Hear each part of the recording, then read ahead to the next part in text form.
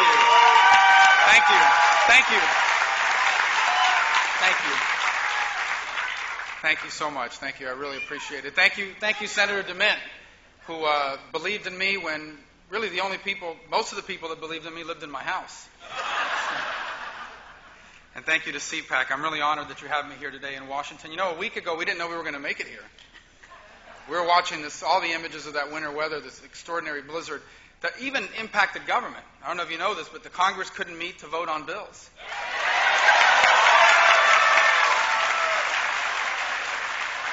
The regulatory agencies couldn't meet to set new regulations either.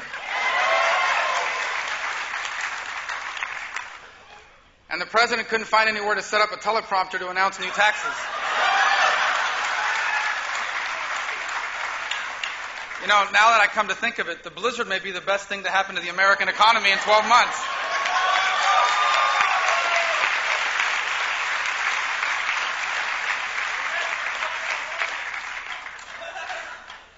I also want to take a moment and recognize all of you folks that came up from Florida that are here today. I know I saw some of the young Republicans from the University of Central Florida here, and I wanted to recognize them. Thank you. And finally, my wife was able to join us here today. See, I told you people really come to my speeches.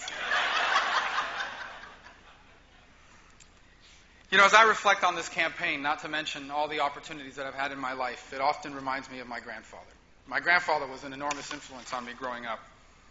He was born in 1899 to a poor rural family in Cuba.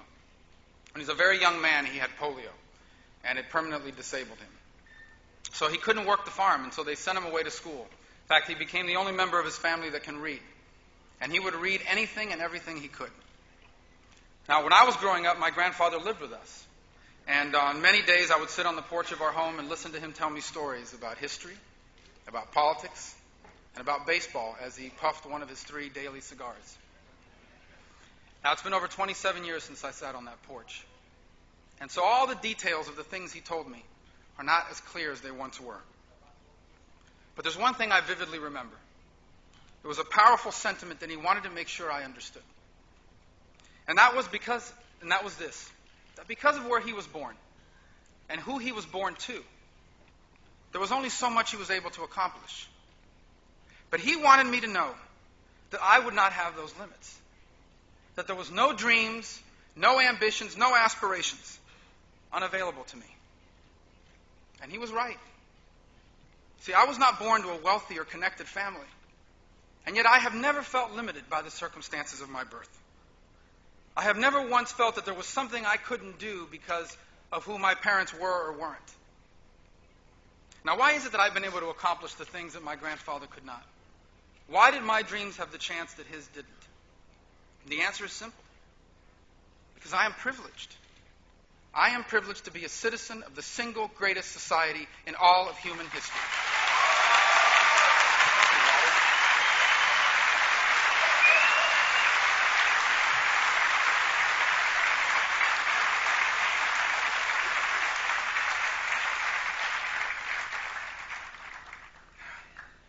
There's never been a nation like the United States, ever. It begins with the principles of our founding documents. Principles that recognize that our rights come from God, not from our government.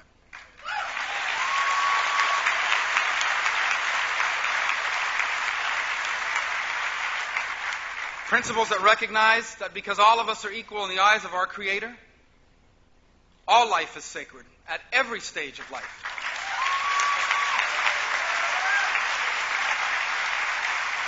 Now, these principles embody a commitment to individual liberty, which has made us the freest people in history. They also made possible our free enterprise economy, which have made us the most prosperous people in history. The result is in America, which is the only place in the world where it doesn't matter who your parents were or where you came from. You can be anything you are willing to work hard to be. The result is the only economy in the world where poor people with a better idea and a strong work ethic can compete and succeed against rich people in the marketplace and competition. And the result is the most reliable defender of freedom in the history of the world. Simply put, there's nothing like America in all the world. And even today, with the problems that we face, who would you rather be? Which country would you trade places with? Just remember and ask yourself, when was the last time that you heard news accounts about a boatload of American refugees arriving on the shores of another country?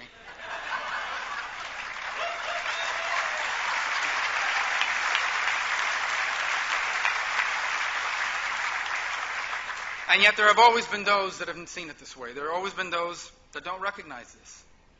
They think that we need a guardian class in American government to protect us from ourselves. They think that the free enterprise system is unfair, that a few people make a lot of money and the rest of us get left behind. They believe that the only way business can make its money is by exploiting its workers and its customers. And they think that America's enemies exist because of something America did to earn their enmity. Now, the problem is that in 2008, leaders with this worldview won elections. And now, they know that the American people will never support their vision of America. So instead, over the last 12 months, they have used a severe economic downturn, a severe recession, as an excuse to implement the statist policies that they have longed for all this time.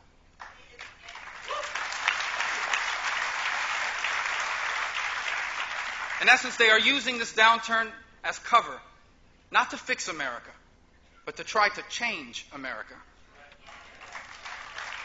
To fundamentally redefine the role of government in our lives and the role of America in the world.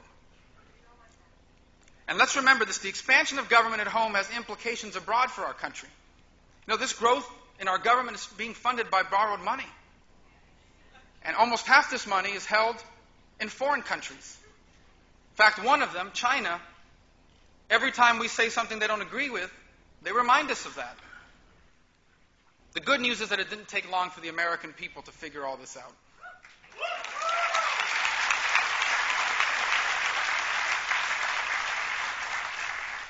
And now, as we near these midterm elections, what the American people are looking for is very clear.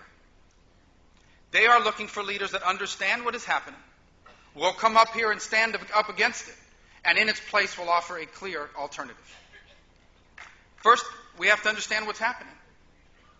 Leaders at the highest levels of our government are undertaking a deliberate and systematic effort to redefine our government, our economy, and our country. Now, people, as I said, all across America figured this out over a year ago.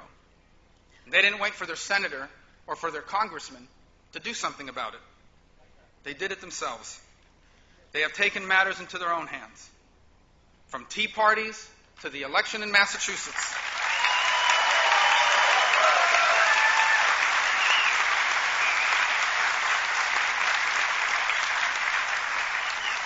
From tea parties to the election in Massachusetts, we are witnessing the single greatest political pushback in American history.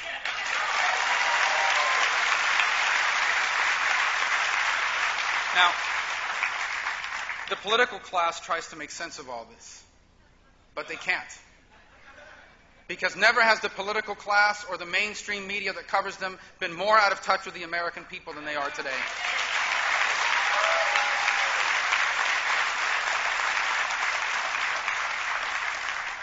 You see, 2010 is not just a choice between Republicans and Democrats. It's not just a choice between liberals and conservatives. 2010 is a referendum on the very identity of our nation.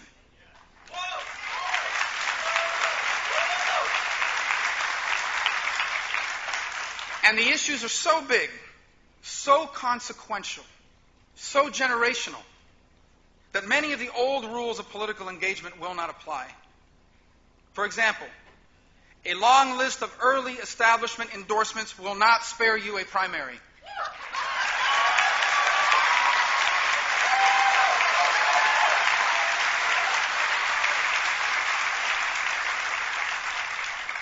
Clever one-line slogans aren't going to spare you the need to discuss policy issues in detail.